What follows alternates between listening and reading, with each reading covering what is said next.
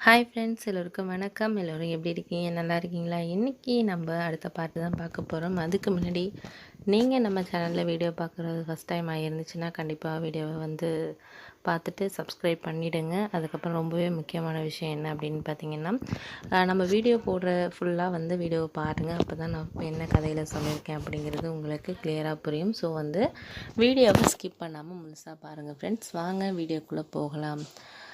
நான் அம்மாக்கிட்ட சொன்னது மாதிரியே எனக்கு எப்படி சொல்கிறது, அந்த இடத்துல இருந்தால் இன்னுமே மன கஷ்டமாக இருக்கும் அப்படின்னு சொல்லிட்டு நான் அந்த குறிப்பிட்ட ஊருக்கு பயணம் பண்ணி போனேன்.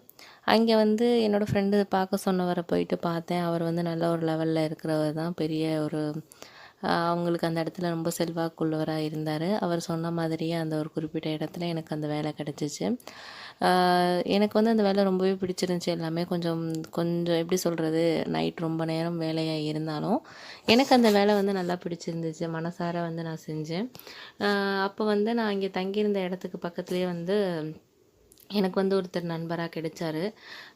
அவரை நான் அண்ணன் தான் கூப்பிட்டேன். அந்தளவுக்கு ரொம்ப ஒரு நல்ல கேரக்டராக இருந்தார். அதாவது என்னை நல்லா பார்த்துக்கக்கூடிய ஒரு ஆளாகவும் இருந்தார். ஏன்னா நான் வெளியூர்லேருந்து வந்திருக்கிறதுனால எனக்கு சில விஷயங்கள் அங்கே புதுசாக இருக்கிறதுனால என்ன எப்படி பண்ணணும், எப்படி பேசணுங்கிறதே எனக்கு ஃபஸ்ட்டு தெரியல.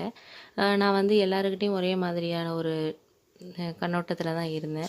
ஆனால் அவர் தான் யார்கிட்ட எப்படி நடந்துக்கணும்ப்பா, என்ன மாதிரி இருக்கணும், எப்படியெல்லாம் போகணும் அப்படின்னு சொல்லிட்டு அவர் தான் எனக்கு ஒவ்வொரு விஷயங்களையும் சின்ன சின்ன விஷயங்களையும் கற்றுக் கொடுத்தாரு. அப்போ எனக்கு ரொம்பவே ஒரு சந்தோஷம் வந்துச்சு. ஏன்னா இந்த அளவுக்கு ஒருத்தர் நம்ம மேலே ஒரு இதாக இருக்கிறாரே அப்படின்னு சொல்லிட்டு எனக்கு ரொம்ப ஒரு நல்ல ஒரு எப்படி சொல்கிறது, சந்தோஷமாக இருந்துச்சு அந்த நேரத்தில்.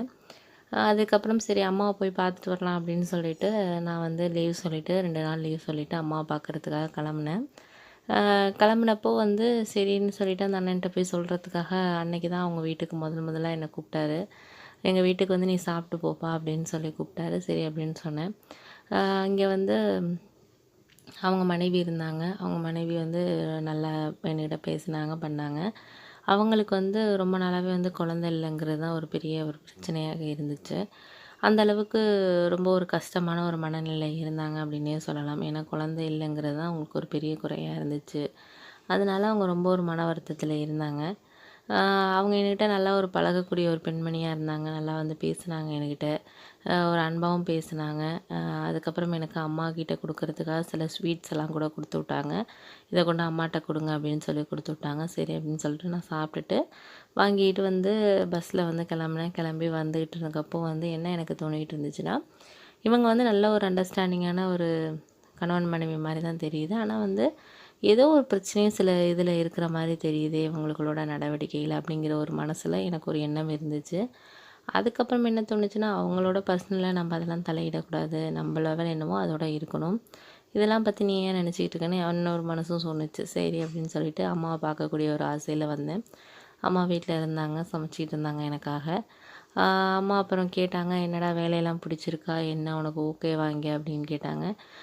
பரவாயில்லம்மா, சம்பளம் கொஞ்சம் கம்மியாக இருந்தாலும் முன்னாடி வேலை பார்த்த இடத்தோட இப்போ எனக்கு கொஞ்சம் மனசு திருப்தியாக இருக்குது. இந்த வேலையில் எனக்கு ஒரு எந்த டார்ச்சர் அந்த மாதிரி எதுவுமே இல்லை, நல்லா தான் போகுது. எனக்கு பக்கத்தில் ஒரு அண்ணனும் ஃப்ரெண்டாக இருக்கார். நல்ல ஒரு அன்பாக பழகக்கூடிய ஆளாகவும் இருக்காங்க. அவங்க தான் எனக்கு கொஞ்சம் ஹெல்ப்ஃபுல்லாக இருக்காங்க அந்த இடத்துல அப்படின்னு சொன்னேன்.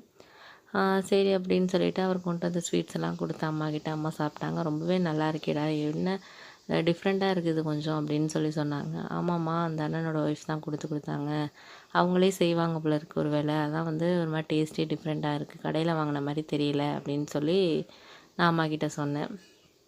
சரி அப்படின்னு சொல்லிவிட்டு என்ன விஷயமா இருந்தாலும் அம்மாவுக்கு நீ உடனே ஃபோன் பண்ணு. உனக்கு அப்படி ரொம்ப கஷ்டமாலாம் வேலை இருந்துச்சுன்னா நீ என்கிட்ட பொய் சொல்லிட்டுலாம் இருக்க வேணாம். எதாக இருந்தாலும் பார்த்துக்கலாம், நீ வந்துடலாம் அப்படின்னு சொல்லி அம்மா எனக்கு தெம்பு தைரியத்தை சொன்னாங்க.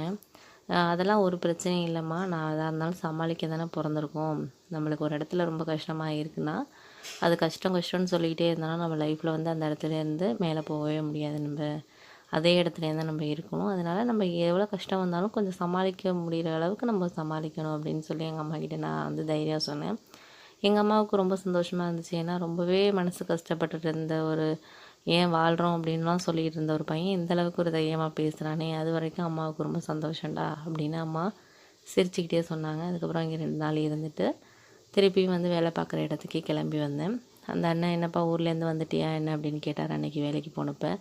ஆமாம் அண்ணன் போயிட்டு வந்துட்டேன் அப்படின்னு சொன்னேன். எனக்கு தான்ப்பா ஒரு லோடு விஷயமா வந்து இப்போ வேறு ஊருக்கு போக சொல்லியிருக்காரு முதலாளி. போயிட்டு வரத்துக்கு ஒரு 3-4 நாள் ஆகும் போல் இருக்குது. நீ ஏதாச்சும் வேணும்னா என்னோடய ஒய்ஃபுக்கிட்ட வந்து கேட்டுக்கோ. இது சாப்பாடு ஏதாச்சும் வேணும்னா என்கிட்ட ஒய்ஃபுக்கிட்ட கேட்டுக்க, நான் சொல்லிட்டு போகிறேன். நீ இடையில ஏதாச்சும் அவள் கேட்டானா ஏதாச்சும் காய்கறி அது மாதிரி இல்லை வாங்கியாந்து கொடு சாயந்தரத்தில் அப்படின்னு சொன்னார்.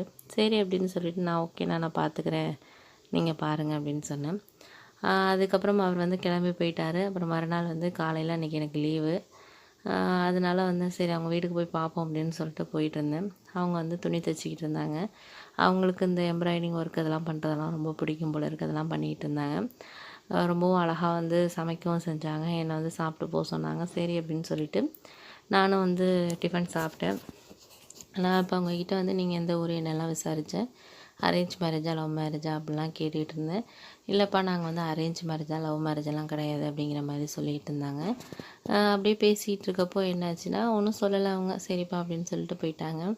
அதுக்கப்புறம் அவங்க மனசுக்குள்ளே வந்து ஒரு முகத்தில் ஒரு சோகம் தெரிஞ்சுக்கிட்டே இருந்துச்சு. நான் அவங்கக்கிட்ட கேட்கலாமா என்னென்னு தயங்கிட்டு இருந்தேன். சரி உடனே நம்ம வந்தோடனே கேட்டால் சரியாக இருக்காது அப்படின்னு சொல்லிட்டு சரிக்கா நான் போயிட்டு வரேன் அப்படின்னு சொல்லிட்டு அங்கே இருந்துட்டு கிளம்புனேன். அடுத்தது என்ன நடந்துச்சுங்கிறத நான் அடுத்த பாட்டில் உங்ககிட்ட சொல்கிறேன் ஃப்ரெண்ட்ஸ். இந்த வீடியோ வாட்ச் பண்ணதுக்கு ரொம்பவே தேங்க்ஸ். மறக்காம சர்ப்ரைஸ் பண்ணுங்க. தேங்க்யூ.